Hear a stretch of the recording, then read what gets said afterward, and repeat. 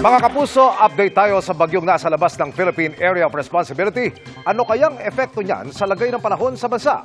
Iati dyan ni Amor La Rosa ng GMA Integrated News Weather Center. Amor!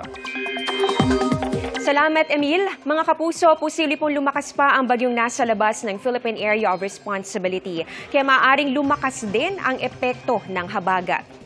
Alas 2 ng madaling araw kanina nang maging bagyo po itong minomonitor natin na low pressure area. Huli po yung namataan ng Pag-asa. Yung pong sentro nito, 610 kilometers, kanluran po yan ng Iba, Zambales. Hindi ito binigyan ng local name dahil sa labas na po yan ng Philippine Area of Responsibility, naging bagyo. Pero sabi ng Pag-asa, bagamat maliit pa ang tsansa sa ngayon, hindi pa rin inaalis ang posibilidad nitong pumasok o gumilid ulit dito sa ating PAR. Kung pumasok man ulit yan, unang bagyo ito ng taon sa Pilipinas at tatawaging bagyong Auring. Kung hindi naman magkaroon ng re-entry o hindi na po yan tuluyang pumasok ulit dito sa PAR, ito po ay sunod naman tutumbukin ang Vietnam o kaya naman po ang southern portion ng China. Posible rin lumakas pa ito lalo at kapag nangyari po yan, mas palalakasin din po nito yung hanging habagat. Kapag po kasi lumalakas ang isang bagyo ay lumalakas din yung epekto o paghatak po niyan dito sa hanging habagat. Sa satellite image po natin, kita po yung mga makakapal na kaulapan dahil po yan sa habagat. At yung mga kaulapan na yan ang magdudulot ng mga pag-ulan, lalong-lalo na sa kanlurang bahagi ng ating bansa. Base po sa datos ng Metro Weather, may mga pag-ulan bukas sa Luzon, lalo na po sa hapon. Mula po yan sa ilang bahagi ng Northern and Central Luzon, pati na rin po dito sa may Southern Luzon kasama ang Calabarzon, Mimaropa, ganun din ang Bicol Region. Inaasahan po natin mas malalakas po ang ulan, halos buong Luzon na po yan, kaya ingat po sa banta ng baha o landslide.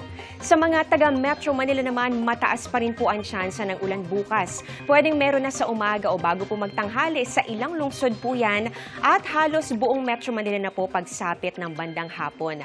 May mga tsansa rin po na maulit yung mga pag-ulan sa gabi kaya maging handa po sa mga posibleng pagbaha.